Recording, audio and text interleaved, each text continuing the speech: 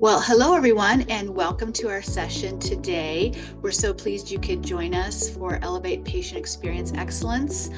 Harness the power of HCAHPS 2.0, preparing for 2025. The first month of the year, we're almost done into our first full month of the updates that have taken place with the HCAHPS survey. So welcome everyone. Thank you for attending. Today, we are going to be recording this session. If you do have questions, please put them in the chat. Katie will be open to answering any questions you might have, but just put them in the chat for us. My name is Kim Bixler. I'm the Vice President of Client Engagement. And Katie Owens, you saw in that brief clip earlier, she is their president and co-founder of Healthcare Experience Foundation, and she'll be leading the session in a few slides. The agenda for today, we're thinking about 30 minutes. And again, this will be recorded and we'll send the recording out. Today, the agenda is as follows. We will have a Mentimeter in a little bit. We want you to lean in and share with us some of your thoughts, your concerns, or some of your priorities about the new survey and some of the changes. We're going to go through how to really keep your team engaged with this new change, how to kind of revitalize your patient experience, your HCAHPS focus, help you educate your leaders and staff on the changes to the survey. And lastly, is that take action. How do you empower your leadership teams with some best practices to really give them the confidence and positive contributions in their patient experience excellence journey? A little bit about who we are. Again, thank you for joining. We are Healthcare Experience Foundation. We have been founded for over 8 years, working with clients across the country. And again, founded over 8 years ago, we have been working and we do this work. We're passionate about it with all the organizations we serve because we truly believe that every person is worthy of an environment where they can deliver and receive the best healthcare experience. We have supported 600 organizations, over 600 organizations actually. And we are proud to say that we are launching the next generation of healthcare leaders, physicians, professionals, and teams who are transforming healthcare experience by putting into practice a better way to care for themselves, their colleagues, and their patients. This is our coaching team. We have an expert of coaches that are recognized truly as the best in class of healthcare leaders, respected and desired for their in-depth knowledge and proven ability to help healthcare systems deliver transformative healthcare experiences. As a result of our work, we have shaped a new generation of healthcare leaders in their answering to their calling, which is caring for others.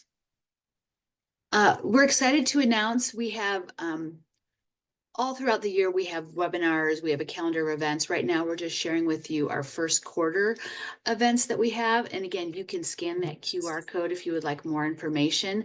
Today is our HCAHPS 2.0 webinar. We have a Preventing Readmissions webinar next month and a Physician Patient Experience Loyalty webinar.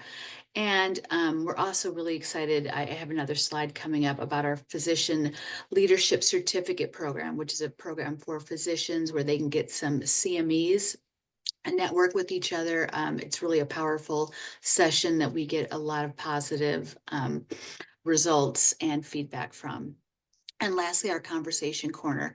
This is a virtual gathering of professionals that can connect, lean on each other, share experiences in a safe space. As I was mentioning, this is our upcoming certificate program, Foundations in Physician Leadership. Again, if you want more information, you can send me an email, reach out to Healthcare Experience Foundation, or scan the QR code for more information. We'd love to have you invite your physician leadership. And next, like I mentioned, we really want to understand, craft this session to review some of the changes in HCAHPS, but we also want to understand what are some of your concerns or priorities. So we've got this Mentimeter. If you would like to scan the QR code and take just a quick survey, it's maybe like 3 or 4 questions. That way we can customize, and Katie in her presentation can make sure we are understanding your needs and addressing them. Hello, everyone. I'm also putting that link here for today's polling into the chat so that we can learn from one another. And at the conclusion of our session today, we'll share everyone's feedback. So thank you, Kim. Welcome, everyone. We're so unbelievably excited and honored that you can give us your most precious resource, which is your time. At Healthcare Experience Foundation, our mission is to serve people across organizations that have a calling to care. And so we are extraordinarily proud of the partner organizations that we have the opportunity to work with across the country, the demonstrable outcomes where focusing on culture, communication, and processes across the continuum of care lead to patients feeling a higher degree of connection and loyalty to our care teams. And as you might have seen, we are extremely enthusiastic, excited to share with you our latest progression in supporting organizations with the updated HCAHPS survey. And I can see these feedback points are starting to come in. We'll keep those letters and cards coming. It's also available in the chat. So supporting you with HCAHPS 2.0, we are announcing our new HCAHPS Excellence Guide, which is focusing on designing better and more meaningful healthcare experiences. We have our updated micro-learning training video library, as well as our updated leadership staff and physician development programming, all designed to meet your teams where they're at, as we are working to help upskill our team around what are these new accountability measures and how patients are perceiving their care, and how do we assure the consistent competencies that lead to top box results. And so what we know, and HCAHPS is 18 years ago. This is a light bulb moment or flash bulb moment for me. I remember being 9 months pregnant, running around a hospital system that I was one of the patient experience leaders for. And as I was trying to really help our teams understand, this is the first national patient experience measurement tool. And now my child is about to go off to college and is 18 years old. So HCAHPS is an adult, and this is HCAHPS 2.0 is the most significant changes made to not only the survey, but also the methodology. And we'll spend a few moments there and then pivot towards how do we focus on universal skills and competencies to support your improvement. So if you think about longitudinally the HCAHPS survey, these are fundamental behaviors. These are behaviors that lead to quality outcomes. There's been many studies demonstrating the impact of HCAHPS on core measure performance and morbidity and mortality. And if you've noticed, it's kind of a minimum standard. It's the basic blocking and tackling of communication and basic service expectations. Did we listen carefully? Did we explain things in a way people can understand? Did we involve family as an important care partner? This is a baseline. And then what we also know is that customer experience and loyalty really sits on top of those foundations. And it's really hard to drive an extraordinarily memorable experience if we're missing the fundamentals. And so as we think about keeping your teams engaged and using this survey as an opportunity for us to build and broaden momentum, through our research with PRC, patient experience is the #1 key driver of physicians' perceptions of that hospital or health system as a place to practice. And HCAHPS has also been statistically significantly linked with nursing engagement from the National Nursing Study. And we can send all of these resources to you. So where do we begin? We know that to deliver an outstanding patient experience, we have to support and develop and equip and engage the people who through their hands deliver that excellent experience. And so where we focus is how do we proactively move the middle? So let's take this distribution of results. We know that on the bottom end of the scale, there are those that will say that they never plan to return again. They are very deeply disappointed. They may be considering a grievance. You know, we have our lower scoring. Maybe they're sharing comments like, I've never experienced such poor care. It seems like no one is listening. Why are you even asking for my feedback if there's no intention to respond? And then you move towards your 7s and 8s. You know, I was overall satisfied. It was good.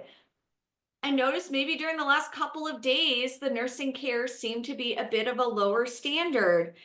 And then we know what we get credit for with top box are those enthusiastic ambassadors. This is the best care from the ER to my room. The entire staff provided excellent care. So what we need to do as we are upskilling our leaders, staff, and physicians is look for the usualies, look for the very goods, and how do we support them in universal competencies and service recovery and strategies that uncover the times that we're not always, the times that we can uncover and recover from a potential disappointment. And so where we like to focus is how do we help our teams first understand the behaviors with which we are held accountable to. And so this is a measurement assessment tool. We can share this as a follow-up to today's session. And yes, we will make sure that all attendees receive the slides.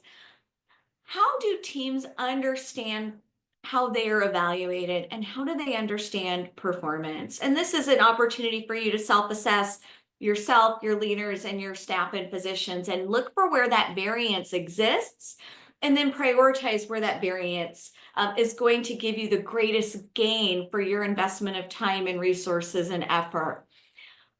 What we regularly remind our teams, and I had the opportunity of doing on-site coaching with an organization that was really focusing on getting their team prepared for the updated HCAHPS survey. And we had divided the organization up into intact teams, and we had the mother baby service line. And somebody said, you know, gosh, I've been a nurse for over 20 years. I've never seen this survey. And it's just a moment of recognition that if we are going to hold ourselves accountable to performance, how are we helping our care teams understand the accountability? It's almost like if you're, you know, back in the day when we would go to school and our parents would get, you know, we would get our paper report card, but what if that report card was mailed to our parents and we didn't get a chance to get feedback on our performance? And so my hope is if you take a few things away from today's conversation, the very first one is that teams need to understand how they're evaluated in performance, and then they need feedback. They need enculturation into your staff meetings, your daily huddles, your town halls, your forums, your communication and distribution channels, so that our teams are informed of where we're winning, where we're decreasing, what are our key drivers of everything that's measured, what are most important, what are areas of dissatisfaction, or what are drivers of dissatisfaction and disappointment? How do we use our comment themes and those sentiments to help either recognize or coach? And then how often do our team members get feedback on performance, especially recognition? As our team has the opportunity to be on site and to be virtually present with our partner organizations and through our certificate programs, all too often in today's healthcare environment, staff feel like they get the most amount of feedback when something isn't right or when something needs to be done better. And so that's something we've got to rewire in our cultural communications and our daily conversations so that we are building up our bank of trust so that we're able to engage our team in solutions. And so as we look forward, and this is a pretty non-negotiable as we start working with an organization, and that is how are we casting our vision? How are we setting a bold ambition for what we want to accomplish? And these are some resource guides from Cascade Communication. You know, what is it we want to accomplish? If we're not sure what we want to accomplish, how is anybody else going to know what we're hoping to achieve? Is it that we want to create an environment where every patient feels loved and cared for, seen, heard, and valued? Is it that we want to improve to the 75th percentile? Is that we want to decrease complaints and grievances? What's worked well before? What have been our challenges? And then why does this matter? Staff members, at least very few that our team has ever had the opportunity to work with, care about a top box raw score. What excites our team members and gives them the most fulfillment and purpose in their day-to-day work is feeling that they are making a difference in people's lives. And that has, in our research, transcended generations.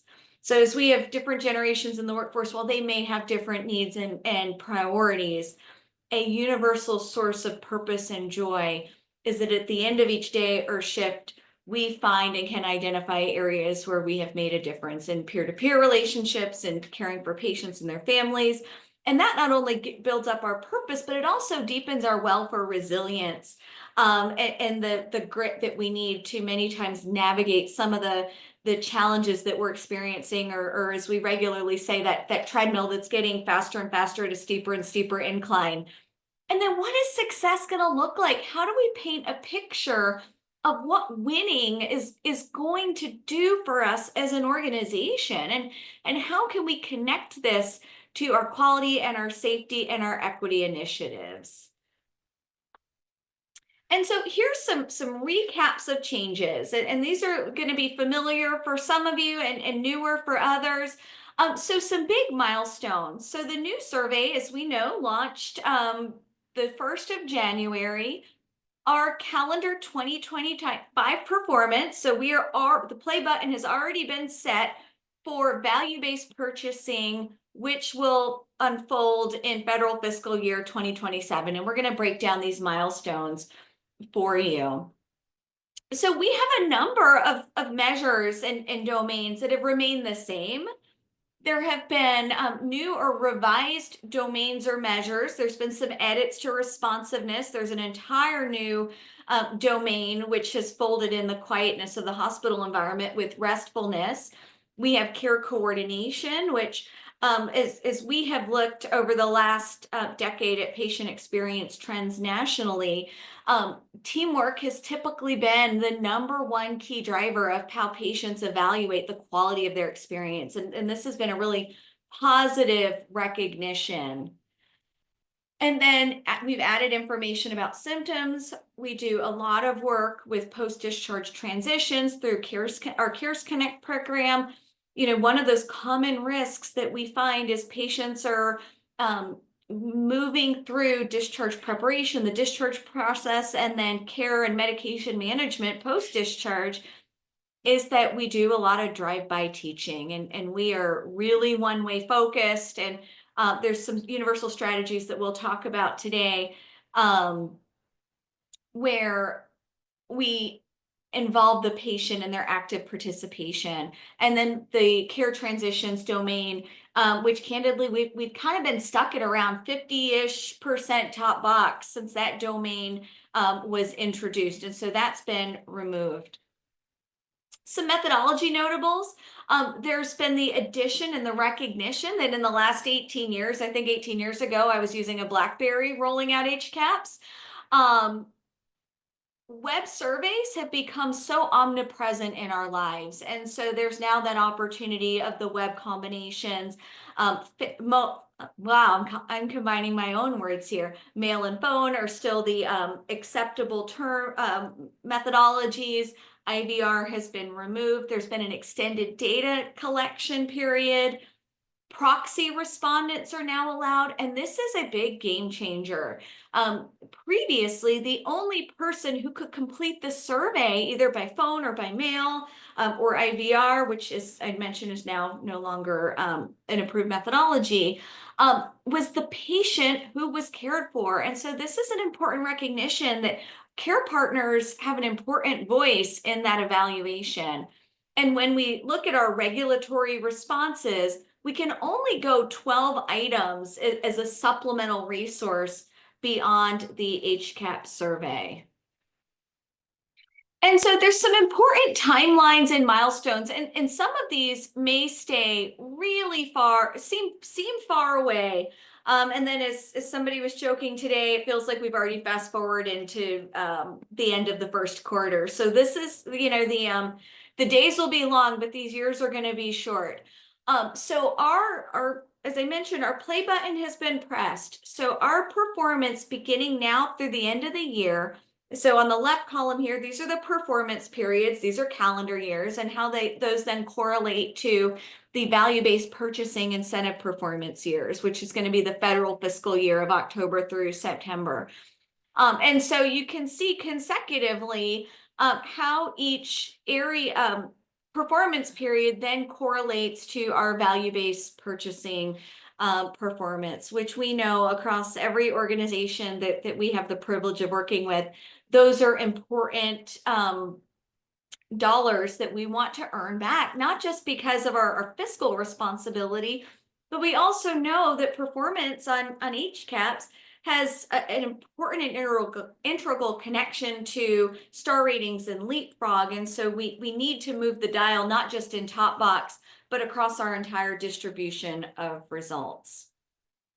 And so as often as we talk about HCAHPS, many times it is still overlooked that 69% of eligible patients are beginning their evaluation when they start in the emergency, begin their care and their treatment program in the emergency department.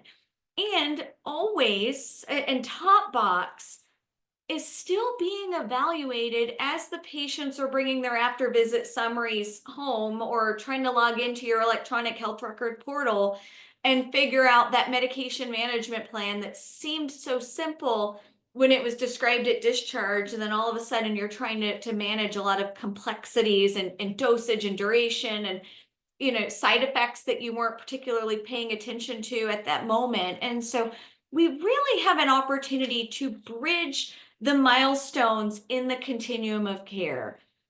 And so evaluating that total patient experience, and I'm going to go ahead and also just republish the Menti poll for everyone. I know we have some folks that have joined more recently. You can get some of those results in around HCAHPS perceptions. So when we start to think about access, how do we experience map our emergency department, whether it's coming through the ambulance bay, whether it's parking and walking or valeting at the entrance, our wait times, the degree of perceived urgency that the team has, our communication and being kept informed. As we are admitted, and I was just working with an organization, they're holding over 50 hours in the emergency department. And so we are redesigning their patient experience pathways around beginning with the welcome round and just proactively, once that patient gets to a bed, and I'm leaving off a lot of steps about things that are happening in the emergency department, but how do we just proactively apologize? Let's just assume that we need to go ahead and thank that patient and that family for their patience and demonstrate that we respect and value their time. And how are we demonstrating care coordination, restfulness, and keeping patients informed? And then transitions. Those big transitions of care when we're meeting new team members, when there's shift change, when we're getting a consult from a subspecialty, when we're moving across units or maybe getting moving to a step down unit, or for labor and delivery to postpartum. We've really got to watch those transitions of care and double down on our handoffs and our care coordination. And then discharge. We have long said this as an industry, that discharge begins as an industry, and it still feels like a fire drill on the day of discharge. And so we are really being specific to bolt on specific strategies throughout that patient's or that plan of care over the duration of that length of stay to demonstrate sensitivity to patient preferences, to engage in teach back, plan of care management, multidisciplinary rounds, many tools to help us bridge and demonstrate our emphasis. And so we're going to review some universal strategies for how we support our partner organizations with improvement. And again, this is starting the conversation. As Kim shared, we have a lot of planned sessions over the next quarter for supporting organizations with success. So CARES is our highly reliable communication framework. It's a set of 5 macro competencies that's been demonstrated to improve HCAHPS and loyalty across the continuum of care. It's also that degree of consistency of communication sits at the intersection of service, quality and safety, and health equity and inclusive care. Relationship rounds. So our methodology for re-engaging is a leadership competency as executive teams, how we connect and rebuild and re-engage our employees and physicians, our patients and family. And our CARES Connect solution in partnership with PRC, where we are validating safe transitions home to assure progressive health status, patients' understanding of their plan of care, uncovering any medication access or side effect concerns, primary care follow-up, and service experience. And so the 5 core competencies of CARES, and we've included a tip sheet, is owning that first impression. When people are meeting us, as human beings, we're making decisions in our amygdala. Can I trust and respect this person? And so confidence is the bridge of trust. There's 2 folds of confidence when we teach this skill. The first is, how do we project confidence to make patients feel safe? And then the second part is, how do we reduce the power dynamic so that patients and their loved ones are able to participate in care? How do we use active and empathetic listening to anticipate likely emotional, clinical, and safety needs? Engage in respectful communication, use health literacy and teach back to engage our patients in their plan of care or their process, and then using that last impression for a safe transition. We also have our relationship rounding curriculum, which is we are revalidating the evidence-based practices. This is a preview of our research with PRC, looking at the differential and top box ratings when a patient can say they were rounded on versus not. And so we have been really focusing on studying over the last 2 years the leadership competencies that are helping us break through the task of rounding to using rounding as a catalyst for better relationships. And you can see some of these outcomes here. And then focusing on upskilling the competency, the process, and now we are thrilled to announce just last year our new relationship rounding application. And then discharge phone calls. Connecting compassionately, we have our CARES Connect program where we have our compassionately certified interview team calling patients on behalf of our partner organizations with approved methodologies and protocols, making warm handoffs back to organizations to manage those escalations so that we can follow up with closed loop accountability, and then using that data, not just for data's sake, but to integrate it into upskilling and leadership development. And this is where we're seeing phenomenal results across reductions in readmission penalties, gains of 46% in value-based purchasing, and raw score top box improvement of 4 to 7%. And so one of our greatest joys and privileges is how we celebrate client successes. And this is a recent case study of a national organization that we had the opportunity to partner with through patient experience leadership development and demonstrate through an intentionally sequenced set of overall outcomes how we are performing as a team. So sorry, let me narrate my discombobulation here. I wanted to share some of your responses. So what does HCAHPS excellence mean in your role? Excellent listening, safety, meaningful work, consistent, excellent care. And then how prepared? All right, so we're pretty split across preparation for excelling with HCAHPS. And focusing on response rates, not sure where to start. So we will follow up and help in any way that we can as we share these slides. And so again, what we see is many times our care teams are focusing on legacy skills, and those skills and competencies haven't been progressively modernized to support the new demands of the HCAHPS survey. And so, Kim, let me turn it over to you. I think I've just overstayed a moment on time here for making sure everybody has access to our upcoming calendar. Thanks, Katie. And I finally found my video, so here I am. Thank you all for joining. Again, we're so pleased to share this information with you, and we will send the slides out and the recording out to your team, but also just know we're here to support you. And through the next quarter, this is our calendar of events. You can scan to get more information and register. The webinar today was free. We have another webinar coming up. These are free resources that you can join, learn more how we can help. And our physician leadership program is an excellent program for to share with your providers. Here's a little bit more information about it. Again, we've had excellent feedback, great turnout. And again, they do get CMEs for it, and really creating, physicians are leaders, and we want them to understand, how to help participate in the experience with their patients and improve. Again, other ways that you can connect with us, we have podcasts, we have LinkedIn. Join us on LinkedIn. We're always posting upcoming events that are going on, or if you want to get on our mailing list, that's a great way to do it, and some of our programs. So thank you again. We will send out this information. We've got Academy resources, on-demand programming, guidebooks, and we do have our upcoming HCAHPS 2.0. It's our updated guidebook and book. If you're interested in learning more, be able to take this home and have it in front of you to work with your teams. It's a great resource as well. Happy to connect you with where you can purchase those solutions as well. So again, we're a little bit over, but thank you all so much for joining. We hope you appreciated the education that Katie provided today, and we're looking forward to supporting you in the future.